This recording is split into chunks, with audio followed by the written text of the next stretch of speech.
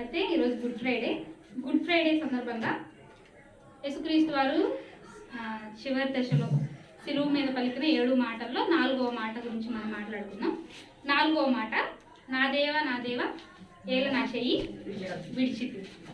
అయితే దేవుడు యేసుక్రీస్తు వారిని ఏం చేశాడంట? విడిచిపెట్టాడంట. అదేంటి? నీవు ఎన్నడూ విడువను ఎడబాయను అన్నాడు. ఎన్నడూ విడువను ఎడబాయను అన్న దేవుడు యేసుక్రీస్తు వారి చెయ్యి ఎందుకు విడిచిపెట్టాల్సి వచ్చింది? ఆయన మనలాగా నార్మల్ మనిషి, ఆయన మనకంటే నీతిమంతుడు. ప్రపంచంలో నాలో పాపం ఉన్నదని స్థాపించగలవాడెవడు అని ప్రపంచానికి ఒక క్వశ్చన్ మార్క్ని వేసిన గొప్ప నీతిమంతుడు. మరి అలాంటి గొప్ప నీతిమంతుడు చెయ్యి తండ్రి అయిన దేవుడు ఎందుకు విడిచిపెట్టాల్సి వచ్చింది అంటే, బాధ్యత గల తండ్రి కొన్ని సందర్భాల్లో ఏం చేయాలి? పిల్లల్ని విడిచిపెట్టాలి. విడిచిపెట్టకపోతే మనం పిల్లల్ని ప్రేమించి ఏం చేస్తున్నట్టు? చెడగొడుతున్నట్టు. మన ప్రేమ పిల్లలకి లాభకరం కావాలి కానీ మన ప్రేమ వాళ్ళకి ఏమవ్వకూడదు, వాళ్ళ భవిష్యత్తు నాశనం అవ్వడానికి కారణం కాకూడదు.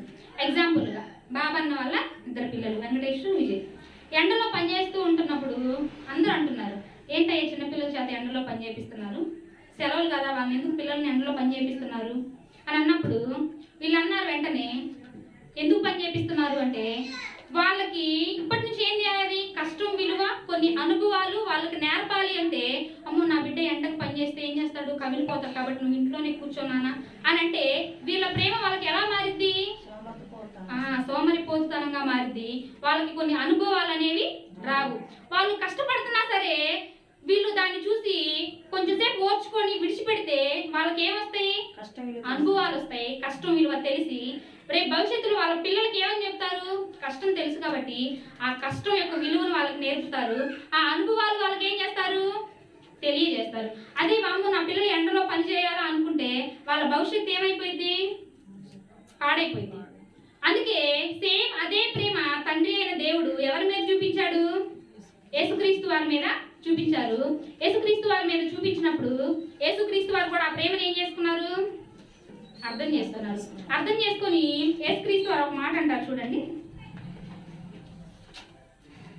హెబ్రీయులకు రాసిన పత్రిక 12వ అధ్యాయం 7వ వచనంలో ఒక మాట అంటదండి. తెలిసిన మాట కాబట్టి నేను జస్ట్ చెప్తాను. ఇక్కడ ఏమంటదంటే, తండ్రి శిక్షిస్తే ఆ కుమారుడు ఏమవుతాడంట? ఆశీర్వాదం పొందుతాడంట. తండ్రి శిక్షించిన కుమారుడు ఎవరు? ఒకవేళ తండ్రి శిక్షించినప్పుడు ఆ శిక్షకు లోబడితే కుమారుడికి ఏమొస్తుంది? జ్ఞానం వస్తుంది, ఘనత వస్తుంది, అనుభవాలు వస్తుంది. వాళ్ళ భవిష్యత్తు ఎలా ఉంటుంది? మేలుకరంగా ఉంటుంది. ఎప్పుడు మా నాన్న ఒక మాట చెప్తా ఉంటాడు. చిన్నప్పుడు మా నాన్న మా కాళ్ళు బెజ్జాలు పడ్డా కూడా ఏం చేసేవాడు? పనికి పోండా అని ఒక్కరోజు కూడా ఇంటికాడ ఉంచేవాడు కాదంట. అడిగేవాళ్ళంట అందరూ, ఏంటి నీ పిల్లలు కావంతున్న కాళ్ళకు బెజ్జాలు పడి రక్తం కారుతుంటే పిల్లల్ని పనికి పంపిస్తున్నావేంటి అంటే, మా తాత అనేవాడంట, మీలాగా నా పిల్లల్ని నేను చెడగొట్టుకోను, మీ పిల్లలు మిమ్మల్ని ఏం చేస్తున్నారు? అన్నం పెట్టకుండా రోడ్డు మీద విడిచిపెడుతున్నారు. ఇప్పటి నుంచే నా పిల్లలకి ఇవన్నీ నేర్పిస్తే వాళ్ళు ఏమవుతారు? పెద్దవాళ్ళయ్యి భవిష్యత్తులో అన్ని విషయాలు తెలుసుకొని అనుభవంగా ఉంటారు. కాబట్టి నా పిల్లలు మీరేం చేయొద్దు, చెడగొట్టొద్దని అన్నాడంట. అంటే మా తాత అప్పుడు మా నాన్న వాళ్ళని కష్టపెట్టడం వల్ల ఇప్పటికీ మా నాన్న వాళ్ళు ఏం చెప్పుకుంటారు తెలుసా? మా నాన్న చాలా మంచివాడు, మా నాన్న చాలా స్ట్రిక్ట్. మేము ఈ యొక్క దశలో ఉన్నామంటే దానికి కారణం ఎవరు? మా నాన్న అని చెప్పి వాళ్ళ నాన్న గురించి అంత గొప్పగా చెప్పుకోవడానికి కారణం ఏంటి? ఆ సందర్భాలు చెయ్యి విడిచిపెట్టాడు కాబట్టి గొప్పగా చెప్పుకుంటాడు. అదే చెయ్యి విడిచిపెట్టకుండా వాళ్ళని నొద్దు నాన్న నువ్వు ఎండకెళ్తే కందిపోతావు అని వాళ్ళని అంతే కూర్చోబెట్టుంటే వాళ్ళకి కష్టం విలువ తెలిసేదా? ఇంత గొప్ప స్థాయిలో వాళ్ళు ఉండగలిగే వాళ్ళ ఉండేవారు కాదు. అందుకే మనం లోకంలో చూస్తూ ఉంటే కొన్ని సందర్భాల్లో, మొన్న రీసెంట్గా తండ్రి ఐఫోన్ కొని లేదని ఏం చేశాడు? కుమారుడు ఆత్మహత్య చేసుకొని చనిపోయాడు. దానికి కారణం ఎవరు అంటే తండ్రే. ఎందుకంటే చిన్నప్పటి నుంచి వాడికి విలువలు, ఆ కష్టం యొక్క విలువలు ఏం చేయలేదు? ఏమి నేర్పించుకోకుండా నేను సంపాదిస్తాను నువ్వు కూర్చొని తిరునానా అని కష్టం విలువ తెలియకుండా పెంచాడు. ఆ ప్రేమ ఆయనకి, ఆ అబ్బాయికి ఏమైంది? అదే శిక్షగా మారింది. మొన్న నాయనమ్మ పింఛన్ డబ్బులు ఇవ్వలేదని నాయనమ్మని చంపేసి పింఛన్ డబ్బులు తీసుకున్నాడు. అంటే దానికి కారణం ఎవరు? వాళ్ళే. అంటే పిల్లల్ని చిన్నప్పటి నుంచి ఎలా పెంచారు? పిల్లలకి ఏ నొప్పి తెలియకుండా, ఏ బాధ తెలియకుండా నువ్వు చూపించడమే ప్రేమ అని అనుకున్నారు. అదే ప్రేమలో వాళ్ళు ఏమయ్యారు? దానికి బలైపోయారు. కానీ యేసుక్రీస్తు వారు మాత్రం తండ్రి చూపించిన దాన్ని ఏమనుకున్నాడు? తీసుకున్నాడు. తీసుకొని ఎలా జీవించాడు? యేసుక్రీస్తు వారు చెయ్యి విడిచిపెట్టడం వల్ల యేసుక్రీస్తు వారు ఒక మంచి మాట అంటున్నారు చూడండి. హెబ్రీయులకు రాసిన పత్రిక 5వ అధ్యాయం 7వ వచనం. హెబ్రీయులకు రాసిన పత్రిక 5వ అధ్యాయం 7వ వచనం. శరీరధారి అయిన దినములలో మహారోదనముతోను కన్నీళ్లతోను తన్ను మరణము నుండి రక్షింపగలవానికి ప్రార్థనలను యాచనలను సమర్పించి భయభక్తులు కలిగి ఉన్నందున ఆయన అంగీకరింపబడెను. ఆయన కుమారుడై ఉండి తాను పొందిన శ్రమల వలన విధేయతను నేర్చుకొనెను. తండ్రి అయిన దేవుడు యేసుక్రీస్తు వారు చెయ్యి విడిచిపెట్టడం వలన యేసుక్రీస్తు వారు ఏమి నేర్చుకున్నారంట? విధేయతను నేర్చుకున్నారంట. శ్రమల వలన యేసుక్రీస్తు వారికి ఏమొచ్చింది? విధేయత వచ్చింది.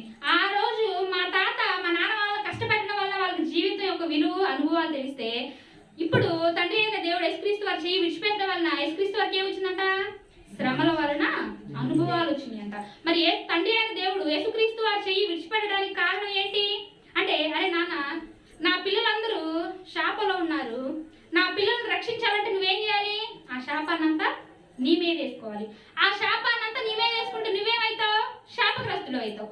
శాపగ్రస్తుడికి నేను తోడుండొచ్చా? తోడుండకూడదు. నేను తోడుండి నువ్వు నీ ప్రాణాన్ని అర్పించేది వేరు, నేను నీకు తోడు లేకుండా నీ ప్రాణాన్ని అర్పించేది వేరు. కాబట్టి నేను కొద్ది గంటలు నీ చెయ్యి నేను విడిచిపెట్టాను అని అన్నప్పుడు వెంటనే యేసుక్రీస్తు వారు ఏమన్నారు? నా దేవా ఏలు నా చెయ్యి విడిచితివి. ఎన్ని రోజులు విడిచిపెట్టాడు? కొన్ని గంటలు. అంటే కొన్ని గంటలు తండ్రి అయిన దేవుడు యేసుక్రీస్తు వారిని విడిచిపెడితే ఏమైపోయాడు? ఉండలేకపోయాడు. యేసుక్రీస్తు వారు గెత్సెమనే తోటలో ఉంటారు. ఉన్నప్పుడు కత్తులను గుదియులను తీసుకొని యూదా గారు వాళ్ళందరిని అప్పగించడానికి వస్తారు. వచ్చినప్పుడు యేసుక్రీస్తు వారు, దేవా నీ చిత్తమైతే ఈ గిన్నె నా యొద్ద నుండి తీసివేయ అంటాడు. అందరూ ఏమనుకుంటారు తెలుసా? అమ్మో, ఆ కత్తులు ఆ గుదియులు చూసి ఏమైపోయాడు? భయపడి నీ చిత్తమైతే ఈ గిన్నె నా ఇద్ద నుండి తీసివేయ్యా అన్నాడు యేసుక్రీస్తు వారు అని అనుకుంటారు. మరణాన్నే భయపెట్టిన ఆయన మరణానికి భయపడతాడా? భయపడు. మరి ఎందుకు అక్కడ ఆ మాట అన్నాడు అంటే, నీవు కొన్ని గంటలు ఏం చేస్తావు? నన్ను విడిచిపెడతావు. నువ్వు నన్ను ఏం చేస్తావు? నా చేతిని విడిచిపెడతావు. నువ్వు నా చేతిని విడిచిపెడితే నేను ఉండగలనా అని. అంటే కొన్ని గంటలు కూడా తండ్రి అయిన దేవుణ్ణి విడిచిపెట్టి ఉండడానికి ఆయన ఏం చేయలేకపోయాడు? అంగీకరించలేకపోయాడు. బేసిక్గా ఆ సందర్భంలో యేసుక్రీస్తు వారు ఏమని బాధపడాలి? వాళ్ళు కత్తియులను గుదియులను తీసుకొని వస్తున్నప్పుడు ఆయనకి ఏమని బాధ రావాలంటే, అరే నేను ఇన్ని సంవత్సరాలు వీళ్ళకి ఏం చేశాను? అద్భుత కార్యాలు మహత్కార్యాలు చేశాను. మరి నేను చేసిన అద్భుత కార్యాలు మహత్కార్యాలు చేసిన జనమంతా నన్ను ఏం చేశారు? విడిచిపెట్టారు. నా శిష్యుడు అనుకుంటున్న వారు ఏమన్నారంటే, పేతురు గారు ఆయన ఎవరో నాకు తెలీదని అబద్ధం చెప్పాడు. అప్పుడు ఆయన ఏమన్నాలి? విడిచిపెట్టాలని బాధపడ్డాడా? బాధపడలేదు. మరి తన అన్నదమ్ములు తన పక్కన ఆయన ఎవరికైతే మేలు చేశారో వాళ్ళందరూ ఆయన ఏం చేశారు? విడిచిపెట్టారు. విడిచిపెట్టినప్పుడు ఆయన ఏమవ్వలేదు? కొంచెం కూడా బాధపడ్డా? కొంచెం కూడా బాధపడలేదు. కానీ తండ్రి అయిన దేవుడు కొన్ని గంటలు చెయ్యి విడవగానే ఆయన ఏమనుకున్నాడు? ఈ చిత్తమైతే ఈ గిన్నె నా యొద్ద నుండి తొలగివేయ. ఎందుకు ఆ మాట అన్నాడంటే, కొన్ని గంటలు కూడా దేవుణ్ణి పట్టుకొని దేవుణ్ణి విడిచిపెట్టి ఉండలేకపోయాడు. మరి మనం కనీసం దేవుడికి మనకి కాంటాక్ట్ ఉందా అని తెలుసుకోలేని వాళ్ళు ఎంతమంది ఉన్నారు? చాలా మంది ఉన్నారు. మనం దేవుని చెయ్యి విడిచిపెట్టడం వేరు, దేవుడే మన చెయ్యి విడిచిపెట్టడం అది ఎంత భయంకరం అంటే చాలా భయంకరం.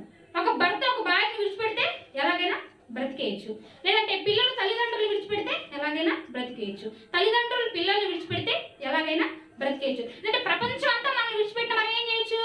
ఎలాగోలా బ్రతికేయచ్చు. కానీ తండ్రి అయిన దేవుడే మన చెయ్యి విడిచిపెడితే బ్రతకగలమా? అసలు బ్రతకలేం. కానీ మనం ఎలా ఉంటాం? దేవుడు మనతో మాట్లాడుతున్నాడా లేదా, అసలు దేవుడు మన చేతిని పట్టుకున్నాడా లేదా అనే కాంటాక్ట్ మిస్ అయ్యి ఏం చేస్తుంటాం? బ్రతికేస్తూ ఉంటాం. కానీ యేసుక్రీస్తు వారు మాత్రం ఏం చేయలేకపోయారు? కొంచెం సేపు కూడా విడిచిపెట్టి ఉండలేకపోయాడు. కానీ తండ్రి అయిన దేవుడు చెప్పిన మాటల్ని జ్ఞాపకం చేసుకున్నాడు. ఇప్పుడు నేను శిక్ష పొందితే నా వల్ల ఎవరు సంతోషపడతారు? తండ్రి అయిన దేవుడు సంతోషపడతాడు. ఒకవేళ యెషయా గ్రంథంలో ఉన్న మాట గుర్తొచ్చిందేమో. ఏంటి ఆ మాట? కుమారుడు నలగొట్టుట యెహోవాకి ఇష్టమాయను. ఆ మాట గుర్తు చేసుకున్నాడో ఏమో. ఎంత ధైర్యంగా ఉన్నాడు అంటే, ఎన్ని శ్రమలు భరించాడు అంటే, దేహం ఏమైందండి? దేహం ఏమైంది? సొగసైనా లేదంట, స్వరూపమైన లేదంట. ఆయన చెయ్యి విడిచిపెట్టగానే ఏమైపోయాడు? ఆ సిలువని వెంటనే ఆ పనిని చేయడానికి సిద్ధపడ్డాడు. ఎంతలా సిద్ధపడ్డాడు, ఎంతలా అనుభవాలను నేర్చుకున్నాడు, ఎంతలా శ్రమల చేత చితికిపోయాడు అంటే ఆయనకి ఏం లేదంట, సొగసైనా లేదు, స్వరూపమైన లేదు. సొగసేంటి, స్వరూపం ఏంటి అంటే ఒక మనిషిని చూస్తే ఏముంటది? ఇది కన్ను, ఇది కాలు, ఇది ముక్కు, అన్ని పార్ట్స్కి కనిపిస్తూ ఉంటాయి. కానీ యేసుక్రీస్తు వారిని ఎంతలా హింసించారు అంటే ముళ్ళ కిరీటం పెట్టినప్పుడు ఆ ముళ్ళు గుచ్చితే బేసిక్గా ఒక కాలు మీద ముళ్ళు గుచ్చుకుంటే ఏం చేయలేము, ఆ కాలు అంతా వాచిపోయి నడవడానికి మనం ఏం చేయలేము, అసలు అల్లాడిపోతుంటాం. కానీ ముళ్ళ కిరీటం ఆయన తలలో గుచ్చుకుంటే ఆ తలంతా ఎంతలా వాచిపోయి ఉండాలి? చంపల మీద కొట్టినప్పుడు ఆ చంపలు ఎంతలా వాచిపోయి ఉండాలి? ముళ్ళ కిరీటం తీసుకొని దేహం మీద వేసి చీలిస్తే ఏమొచ్చిందంట? ఎముకల దెబ్బ, అక్కడ దేహం, శరీరం అనేది లేదంట. అంటే అంతలా హింసిస్తే ఆయనకు ఆ దేహం అంతా ఏమైపోయింది? ఓన్లీ ఒక రక్తపు ముద్ద మాత్రమే అక్కడ ఉందంట. ఆయనకు సొగసైన, స్వరూపమైన ఏమీ లేదంట. ఎందుకు? ఆయన శ్రమ పడడానికి గల కారణం ఏంటి? ఆయన ఏమైనా తప్పు చేశాడా? లేదు. మరి ఎందుకు అంటే నా తండ్రి అయిన దేవుడు నాకేం చెప్పాడు? నేను నలగొట్టడం ఆయనకి ఇష్టం కాబట్టి, నేను నలగొట్టడం ఇష్టం కాబట్టి ఆ కష్టాన్ని కూడా ఎంతలా భరించాడంటే ఎంతో ప్రేమతో భరించాడు. ఇంకా ఆయన మాట ఎంత ప్రేమించాడంటే ఒక పక్క దేహం నుంచి నెత్తురు వస్తూ ఉన్న సిలువ వేసుకొని నడవడానికి ఓపిక లేకపోయినా కానీ ఎక్కడ నాపాడా? లేదు. రక్తం దారుల వెంట వస్తూ ఉన్నా కానీ ఎక్కడ నాపాలనిపించిందా? లేదు. అంటే ఆ సిలువ మరణాన్ని ఎంత భయంకరంగా అనుభవించాడో చూడండి. మొహం మీద ఉమ్మి వేసినప్పుడు కూడా నేను పరలోకంలో ఉన్నా, నేను నా తండ్రి అయిన కుమారుని, అలాంటిది ఒక మనుషులు నన్ను ఇంతలా హింసించడం ఏంటి అని ఎక్కడైనా ఆపాలనుకున్నాడా? లేదు. అంటే పిడిగుద్దులు గుద్దుతున్నప్పుడు కూడా ఏమనుకున్నాడు? అమ్మయ్య, నేను నా తండ్రి పని నెరవేరుస్తున్నాను, నేను నా తండ్రిని సంతోషపరుస్తున్నాను అని ఆ సిలువ యొక్క ఆ శ్రమలు కూడా ఏమనుకున్నాడు? విధేయత నేర్చుకున్నాడు. శ్రమల వలన విధేయత నేర్చుకున్నాడు. మరి మనం ఏమి నేర్చుకుంటున్నాం శ్రమల వలన? ఏమైనా నేర్చుకుంటున్నామా? ఆయన శరీరధారి ఉన్న దినాల్లో ఆయన కోసం ఆయన ఏమైనా చేసుకున్నాడా? అంత సిలువ మోయడానికి కనీసం ఆయన దగ్గర ఓపికన్నా ఉందా? ఏ రోజైనా కడుపు నిండా తిన్నాడా?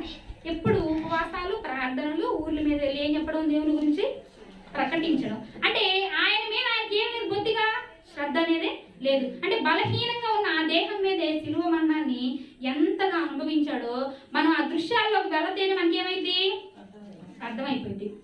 శిష్యులు యేసుక్రీస్తు వారి దగ్గరికి వస్తాడు. అంటే ఎంతగా దేవుని పనిలో లీనమైపోయాడంటే శిష్యులు యేసుక్రీస్తు వారి దగ్గరికి వచ్చి, అయ్యా నువ్వు ఆహారం తినవా అంటే వెంటనే ఏమంటాడు?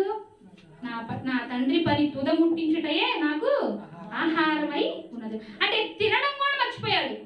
అంటే తినేది కూడా ఏం చేయలేకపోయాడు? నాకు ముందు దేవుని పని అని అన్నంతగా దేవుని పని ఏం చేశాడు? చేయగలిగాడు. మరి ఎంత గొప్ప కుమారుడో చూడండి. ఈరోజు నేను చూసినప్పుడు యేసుక్రీస్తు వారి సిలువ మరణం నేటి క్రైస్తవ జనానికి ఎలా అర్థమైంది అంటే, యేసుక్రీస్తు సిలువ మోసారు కదా, ఒక చెక్కను తయారు చేసుకున్నారు, 4 గుర్రాలు తీసుకొచ్చారు, వాళ్ళ మీద శతాధిపతిని ఎక్కించారు, చక్కగా ఒక అతనికి మేకప్ వేసి ఒక చెక్క ముళ్ళు తీయడం పెట్టింది. అతను తీసుకొని వెళ్ళడం, అందరూ పట్టు చీరలు కట్టుకొని కొత్త కొత్త బట్టలు వేసుకొని ఆయన వెళ్తూ ఉంటే నాకు చూడడానికి ఎలా అనిపించింది? అసహ్యం అనిపించింది. కళ్ళెమ్మటి నీళ్ళు వచ్చింది. అంటే యేసుక్రీస్తు వారి సిలువ మరణం వీళ్ళకి ఎలా అర్థమైంది? ఆనందంగా వెళ్తున్నారు. పట్టు చీరలు కట్టుకొని ఒక మేకప్ వేసుకొని తీసుకువెళ్తున్నారు అంటే ఇంకా సమాజానికి యేసుక్రీస్తు వారి యొక్క సిలువ త్యాగం ఏం చేయలేదు, అర్థం కాక ఏం చేస్తారు? దాన్ని హాస్యాస్పదంగా చిత్రీకరిస్తున్నారు. చూసిన అన్యులు ఏమనుకుంటారు? అరే వీళ్ళేంటి, ఎవరైనా ఇప్పుడు ఎగ్జాంపుల్గా మా నాన్న చనిపోతే నేను పట్టు చీర కట్టుకొని సంతోషంగా ఉండి తిరుగుతానా? తిరగను. మరి యేసుక్రీస్తు వారు చనిపోయిన రోజు మరి ఎందుకు అంతగా ఉండిపోతున్నారు అంటే ఇప్పటికీ యేసుక్రీస్తు వారి యొక్క సిలువ త్యాగం అర్థం చేసుకోవట్లేదు. తండ్రి అయిన దేవుని ప్రేమను కూడా వాళ్ళు ఏం చేయట్లేదు, అర్థం చేసుకోక ఎలా ఉంటున్నారు అంటే ఇంకా బాధ పెట్టే స్థితిలోనే ఉంటున్నారు. కాబట్టి ఉంటున్నారు కానీ యేసుక్రీస్తు వారి సిలువ త్యాగాన్ని అర్థం చేసుకునే స్థితిలో ఎవరు కూడా ఏం చేయట్లేదు, ఉండట్లేదు. ఎంతగా అవమానాలు భరించాడు. ప్రపంచంలో అతి కఠినమైన శిక్ష ఏదన్నా ఉంది అంటే ఏంటి? అది సిలువ మరణం. ఇప్పుడు మనం హాస్పిటల్కి వెళ్తాం, జ్వరం వచ్చిందని హాస్పిటల్కి వెళ్తాం. హాస్పిటల్కి వెళ్ళగానే ఏం చెప్తాం? ఏంటమ్మా నీ ప్రాబ్లం అంటే, డాక్టర్ గారు నాకు జ్వరం వచ్చింది డాక్టర్ గారు, పలానా తల నొప్పి పుడుతుంది, లేదంటే కాళ్ళు నొప్పి పుడుతుంది, లేదా బాడీ పెయిన్స్ ఉంది అని చెప్పగలం. ఇప్పుడు యేసుక్రీస్తు వారి దగ్గరికి వెళ్ళి ఏంటయ్యా నీకు ఎలా ఉంది అంటే ఏం చెప్తాడు? తల నొప్పి అని చెప్తాడా? చేయి నొప్పి అని చెప్తాడా? నడువు నొప్పి అని చెప్తాడా? కాలు నొప్పి అని చెప్తాడా? ఏం నొప్పి అని చెప్తాడు? దేహం అంతా ఏమైపోయింది? పచ్చి పుండయింది, సొగసైనా లేదు, స్వరూపమైనా లేదు. మరి అన్ని శ్రమలు అనుభవిస్తూ కూడా ఎక్కడ కూడా ఏం చేయలేదు, సరే ఇంత కష్టాన్ని నేను పడలేనులే, ఆగిపోదామని ఏం చేయలేదు అని అనుకోలేదు. ఎందుకు అనుకోలేదు అంటే తండ్రి అయిన దేవుణ్ణి నేనేం చేయాలి, కనపరచాలి, నా దేవుణ్ణి నేనేం చేయాలి, సంతోషపరచాలి అని కేవలం దేవుడిచ్చిన మాట మీద నిలబడి ఉన్నాడు. ఇంకొక సందర్భంలో మనం చూస్తే ఏమంటాడు తెలుసా, ఏడుస్తాడు, తోటలో ఉండి ఏడుస్తూ ఉంటాడు. ఎందుకు ఏడుస్తాడు తెలుసా, నువ్వు ఎందుకయ్యా నా చెయ్యి విడిచిపెట్టావు, నా చెయ్యిని విడిచిపెడితే నేను ఉండగలనా? అదేంటండి, కొన్ని సంవత్సరాలు విడిచిపెట్టాడా, కొన్ని రోజులు విడిచిపెట్టాడా, మరి కొన్ని గంటలు యేసుక్రీస్తు వారి చెయ్యి విడిచిపెట్టినా కానీ ఏడ్చేంతగా దేవుణ్ణి ప్రేమించాడు. యేసుక్రీస్తు వారి కోసం ఎక్కువ చేశాడా, మన కోసం ఎక్కువ చేశాడా? దేవుడు మన కోసమే అన్నీ చేశాడు. మన కోసమే ఆయన ఏం చేశాడు, శిలువ మరణానికి అప్పగించాడు. అయినా కానీ ఆయనకి అంత ప్రేమ తండ్రి అంటే కొన్ని గంటలు ఉండలేకపోయాడు. మరి మనం ఏం చేస్తున్నాం? ఎవరినైనా ఎగ్జాంపుల్గా నువ్వు తొందరగా దేవుడి దగ్గరికి వెళ్ళాలమ్మా అంటే ఏమంటారు, చంపకేసి పెట్టాలని పీకుతారు. ఏంది నువ్వు చచ్చిపోమని శపిస్తున్నావా అని. కానీ యేసుక్రీస్తు వారు ఏంటి, నువ్వు నన్ను తొందరగా తీసుకెళ్ళయ్యా అన్నట్టుగా ఉన్నారు. అంటే నిజమైన ప్రేమ అంటే ఏంటి అంటే తండ్రి మనసు అర్థం చేసుకొని ఎప్పుడు నా తండ్రి దగ్గరికి వెళ్ళాలి అని ఆ మనసు కలిగి ఉంటారు చూసారా, అదే నిజమైన ప్రేమ. ఆ ప్రేమ ఎవరికి ఉంది, యేసుక్రీస్తు వారికి ఉంది. అందుకే గెత్సేమనే తోటలో ఏం చేస్తారు, ఏడుస్తాడయ్యా నీ చిత్తమైతే ఈ గిన్నె నా ఎదురుండి తీసివేయ, ఎందుకంటే నువ్వు లేకపోతే, నువ్వు నా చెయ్యి విడిచిపెడితే నాకు ప్రపంచం అంతా ఎలా ఉంది, శూన్యంగా ఉందయ్యా, నీ చెయ్యి విడిచిపెడితే నేను బ్రతకలేనయ్యా అన్నంతగా ప్రేమించాడు. అయితే ఆ సందర్భం అయిపోయింది. యేసుక్రీస్తు వారి శిలువ మరణం, శిలువ త్యాగం వస్తూనే ఉంది. చివరిగా ఒకే ఒక మాటని ఆయన సంతోషపడిన తీరు ఇక ప్రపంచానికి అర్థం కాలేదు. ఒకే ఒక మాట అంటాడు. ఏమంటాడంటే చదవద్దండి, నేను చెప్తాను. తండ్రి, నా ఆత్మను నీ చేతికి అప్పగించుచున్నాను. ఎప్పుడు ఈ మాట అంటే శిలువ మరణం, శిలువ త్యాగం, హింసలు, శ్రమలు, బాధలు అన్నీ అయిపోయిన తర్వాత శిలువ మీద ఉండి అంటాడు, తండ్రి, నా ఆత్మను నీ చేతికి అప్పగించుచున్నాను. ఈ మాటలో ఉన్న భావం, ఈ మాటలో ఉన్న లోతు ఏంటో తెలుసా, అంటే ఈ కొన్ని గంటలు నువ్వు నా చెయ్యి విడిచిపెట్టావు కదయా, విడిచిపెట్టినందుకు ఇదిగో నువ్వు ఏదైతే చేయమన్నావు అవన్నీ నేనేం చేశాను, నెరవేర్చాను. నువ్వు కుడి చెప్ప మీద కొడితే ఏం చెప్పమన్నా, ఎడం చెప్ప కదయ్యా, నా దేహాన్ని ఏం చేశాను, ఏం చేసుకుంటారో చేసుకుంటాని ఇచ్చానయ్యా. నువ్వు శత్రువులను ప్రేమించమన్నావు కదా, శత్రువులను ప్రేమించడం కదా, ఇదిగో నీ ముందే అన్నాగా, తండ్రి వీరేమి చేయించున్నారో వీరు ఎరుగని వీరిని క్షమించమని చెప్పాగా. అంటే నా జీవితం అంతా ఏం చేశానయ్యా, నీకు సంతోషకరంగా ఇచ్చానుగా. ఇదిగో నీవు నలగొట్టడం నాకు ఇష్టమైంది అనగానే నేనేం చేశాను, నీకోసం నా దేహాన్ని నలగొట్టుకున్నానుగా, నీకు ఇష్టమైన రీతిగానే నేను నలగొట్టించుకున్నానుగా, నిన్ను సంతోషపరిచానుగా, నీ మాట నేను విన్నా కదా, ఇప్పటికైనా ఏం చెయ్యి, నా ఆత్మను నీకు నువ్వు చేసిందంతా, నువ్వు నాకు ఏదైతే చెప్పావో అవన్నీ చేసి నేను నీకేం చేస్తున్నా, నా ఆత్మను నీ చేతికి అప్పగించుకుంటున్నానయ్యా. బా ఎంత ప్రేమ అండి. నిజంగా దేవుడు ఏదైతే చెప్పాడో ఆ మాటను చేసి తన బ్రతుకు ద్వారా చూపించి కొన్ని గంటలు కూడా ఏం చేయలేకపోయాడు, విడిచి ఉండలేక ఎంత ఆత్రంగా ఏం చేసిందంటే బిగ్గరగా కేక వేసి అని ఉంటుంది. అంత బిగ్గరగా ఎందుకు కేక వేయాల్సి వచ్చింది అంటే కొన్ని సందర్భాలు చూడండి, మనం చెయ్యాలి అనుకున్న పని చేస్తే ఏమొస్తుంది మనకి, వెంటనే ఆనందం, సంతోషం మీద గట్టిగా అరుస్తూ ఉంటాం. అలాగే యేసుక్రీస్తు వారికి కూడా శిలువ మరణం మీద ఎక్కినప్పుడు ఏమనిపించింది, అమ్మయ్య నా తండ్రి ఏదైతే చెప్పాడో, నా తండ్రి నా ద్వారా ఏదైతే కోరుకున్నాడో నేనేం చేశాను, అన్నీ చేశాను, ఆయన కోసం నలలో గుర్తించుకున్నాను. శిలువ దగ్గరకు వాళ్ళందరూ వచ్చినప్పుడు వీరేమి చేయించున్నారు వీరు ఎరగరు అనే మాట క్షమించు తండ్రి అని చెప్పడం సులువైన విషయమా? ఎగ్జాంపుల్గా జ్వరం వచ్చి నిసికిస్తుంటే ఏమంటాం, పిల్లలు వస్తేనే పెటా పీకి జ్వరంలో ఉన్న అర్థం కావట్లేదా అని అంటాం. లేదంటే కాలు ముళ్ళు గుంచుకోవాలి, లేదంటే కాలు తెగే వెళ్తూ ఉన్నప్పుడు ఎవరైనా నిసికిస్తే ఏమంటాం అని ముందుగా అసలు అది కరెక్టా తప్ప ఆలోచించుకోవడం ముందుగానే గబగబా మాట్లాడేస్తాం ఆ కోపం మీద. కానీ యేసుక్రీస్తు వారు అంత నొప్పుల మీద కూడా ఉండి అన్ని అనుభవిస్తూ కూడా అసలు ఎక్కడ కూడా తొందరపాటు పడి మాట్లాడకుండా ఇంకా వీరేమి చేయించున్నారు వీరు ఎరుగయ్యా వీరిని క్షమించండి అయ్యా అంటే అసలు ఆయన ఎంతగా లోనైపోయాడు దేవుడికి అంటే అలాంటి లక్షణాలు మనకేం రావాలి. అలా వచ్చినప్పుడు మనం ఏం చేయగలం, తండ్రి అయిన దేవుని మనస్ఫూర్తిగా యేసుక్రీస్తు వారిలాగా ప్రేమించగలం. ఆ స్థితిలో ఉండి యేసుక్రీస్తు వారు ఆ మాట అనడం అసాధ్యమైన విషయం. అదే స్థితిలో మనం ఉంటే అంటామా, అస్సలు అనలేము. అన్ని నొప్పులు పెట్టుకొని అన్ని బాధలు ఉంచుకొని కూడా వీరేమి చేయించున్నారో వీరు ఎరుగరయ్యా, వీరిని క్షమించు అని అనడం అది ఎవరికి సాధ్యం కాదు, కేవలం యేసుక్రీస్తు వారికే సాధ్యం. ఇంకా కొంతమంది ఆడవాళ్ళు ఏడుస్తూ వచ్చినప్పుడు ఏమంటాడు, అమ్మా నా కోసం ఏడవకండి, మీకోసం మీ పిల్లల కోసం ఏడవండి. ఎందుకు అంటే మీకోసం నేను ఏడ్చానమ్మా, నా తండ్రి అయిన దేవుడు నా చెయ్యి విడిచిపెడితే మీకోసం నా తండ్రి నేను విడిచిపెట్టానమ్మా, మీరు బాగుపడాలని. మీరేంటి నా సిలువలు చూసి ఏడుస్తున్నారు?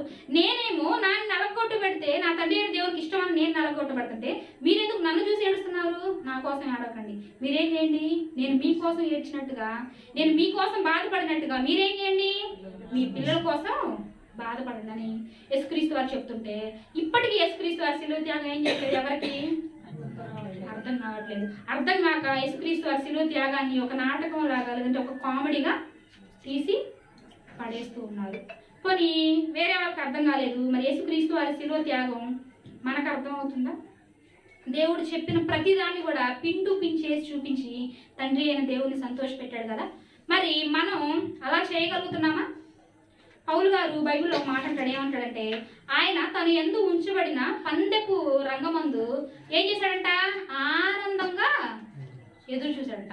అవమానమును నిర్లక్ష్య పెట్టి ఏం చేశాడంట, ఆనందంగా ఎదురు చూసినట్టు యేసుక్రీస్తు వారు కూడా ఏం చేశారు, ఆయన ఎదుట అంత కష్టం ఉంటే, ఆయన ఎదుట అంత అవమానం ఉంటే ఆ అవమానాన్ని ఆ కష్టాన్ని మొత్తం తీసుకొని దేనికోసం ఎదురు చూస్తున్నాడు?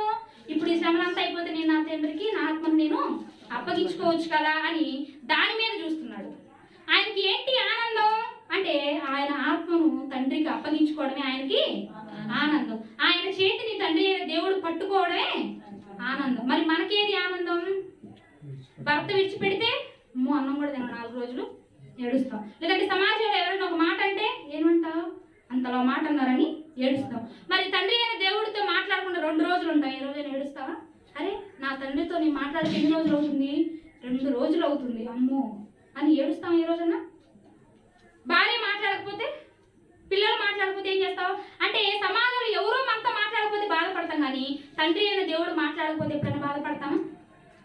బాధపడం. అంటే మనం దేన్ని పట్టుకుంటున్నాం? యేసుక్రీస్తు వారు చూడండి, సిలువ యూత్ వాళ్ళందరూ పట్టుకోవడానికి వచ్చినప్పుడు వాళ్ళందరూ విడిచిపెట్టినప్పుడు కొంచెం కూడా బాధపడ్డా? అసలు చలించలేదు, అసలు వాళ్ళ గురించి కూడా ఏం చేయలేదు,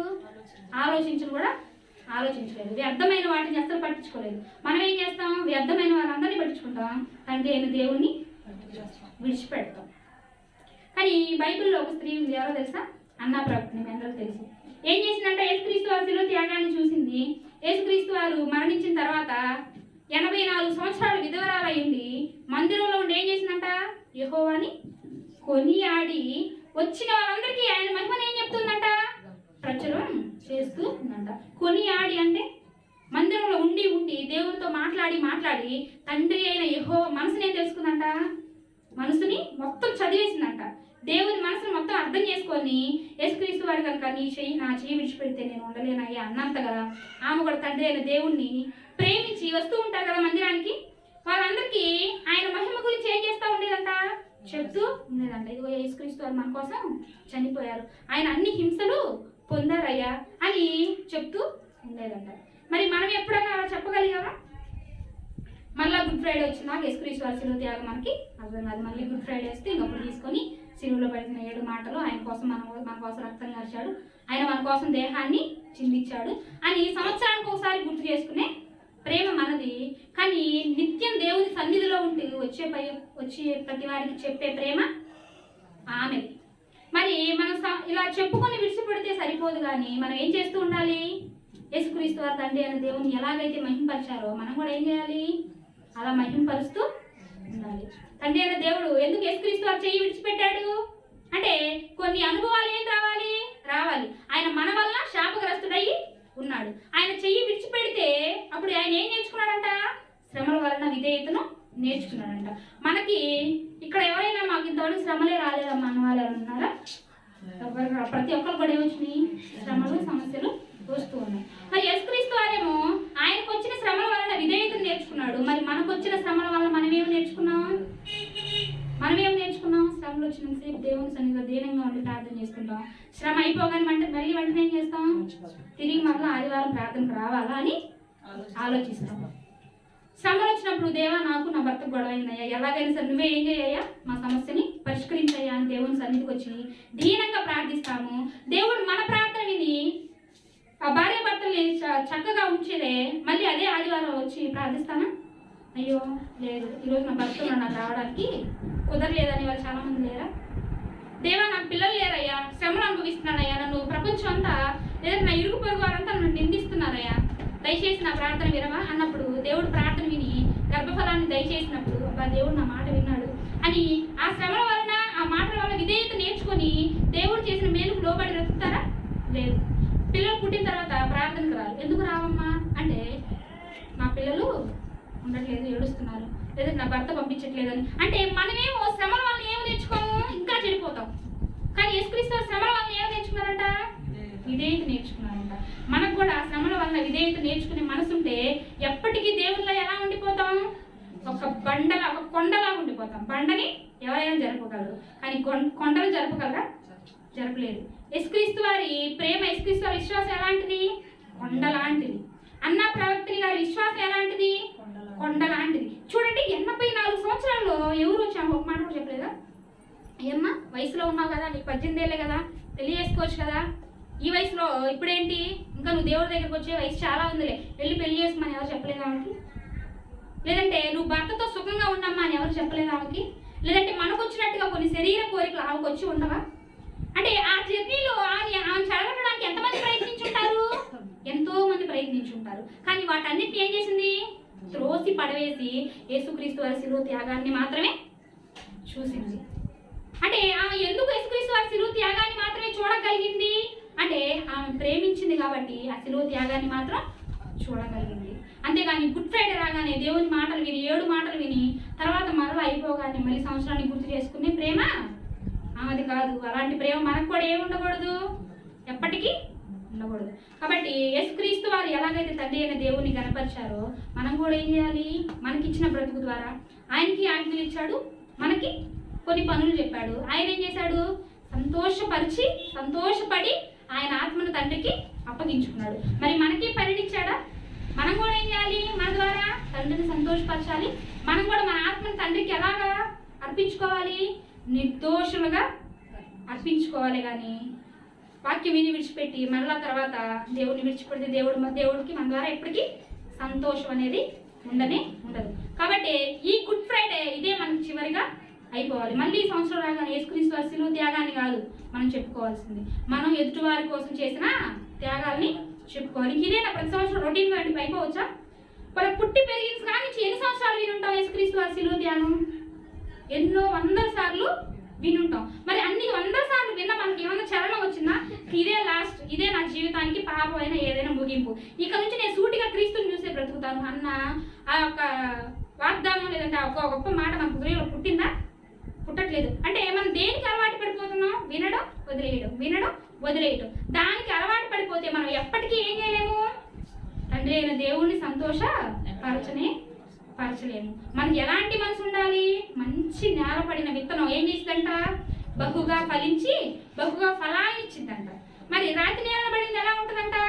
ఎండ రాగానే, వాన రాగానే, గాలి రాగానే పడిపోయిందంట. మరి మనం అలాంటి స్థితిలో ఉండకూడదు. ఎలాంటి స్థితిలో ఉండాలి అంటే మంచి నేలన పడిన విత్తనం వల్లే ఎప్పటికప్పుడు ఏం చేస్తూ ఉండాలి? ఫలించిపోతూ ఉండాలి. సంవత్సరం చెప్పిన వాక్యాన్ని చెప్పుకుంటూ పోకూడదు. ఎలా ఉండాలి? ఇంకా అప్డేట్ అవుతూ ఉండాలి. ఐఫోన్ అని ఒకటి ఉంటుంది, అంటే అది సంవత్సరం ఏమవుతూ ఉంటుంది? అప్డేట్ అయి పెరుగుతూ ఉంటుంది. మనలో కూడా విశ్వాసం సంవత్సరానికి ఎలా అయిపోతూ ఉండాలి? అప్డేట్ అయి పెరుగుతూ ఉండాలి. ఎప్పటికీ యేసుక్రీస్తు వారు మన కోసం అది చేశాడు ఇది చేశాడు అని చెప్పుకోవడం కాదు, కానీ మనం కూడా ఏం చేయాలి? యేసుక్రీస్తు వారి లాగా చెయ్యాలి.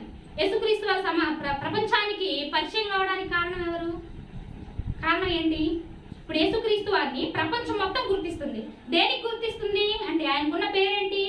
క్షమా గుణం కలిగిన వాడు, ప్రేమమయుడు, సాత్వికుడు, కరుణామయుడు. ఈ పేర్లన్నీ ఆయనకి ఎందుకు వచ్చినాయి? ఆయన పెట్టుకున్నాడా లేదంటే ఆయన బ్రతుకు ద్వారా పెట్టారా? ఆయన బ్రతుకు వలన ఆయనకి ఏ పేరు వచ్చింది? కరుణామయుడు, ప్రేమామయుడు, సాత్వికుడు, కరుణాజాలి సంపన్నుడు, దయామయుడు. మరి ఇలాంటి పేరు మనలో ఎవరైనా పెట్టగలిగారు మనకి? అరే అసలు చాలా మంచిది, ఎవరైనా ఆపదల్లో ఉంటే అస్సలు చూడలేదని ఎవరైనా చెప్పగలరా?